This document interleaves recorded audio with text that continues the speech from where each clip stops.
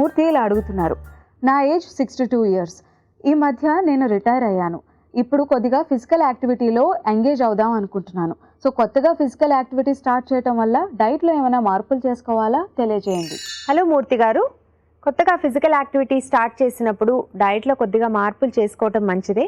ముఖ్యంగా మీరు ఎటువంటి యాక్టివిటీ చూస్ చేసుకుంటున్నారు, ఎలాంటి ఇంటెన్సిటీతో స్టార్ట్ చేస్తున్నారు అన్న దాన్ని బట్టి ఎలాంటి ఫుడ్ మార్పులు చేసుకోవాలి అనేది ఉంటుంది.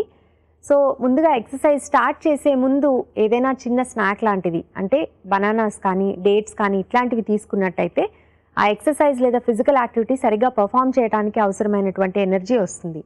అలాగే ఫిజికల్ యాక్టివిటీ పూర్తయిన తర్వాత కొంత కార్బోహైడ్రేట్ ప్రోటీన్ కాంబినేషన్లో ఉన్నటువంటి ఫుడ్ కూడా తీసుకోవచ్చు. లేదా విదిన్ 1 అవర్లోనే ఏదైనా major meal like breakfast, lunch, dinner మీ ఎక్సర్సైజ్ని బట్టి అలాగే ఎక్సర్సైజ్ టైమింగ్ని బట్టి ఈ మీల్ ఏదైనా కూడా చేయొచ్చు.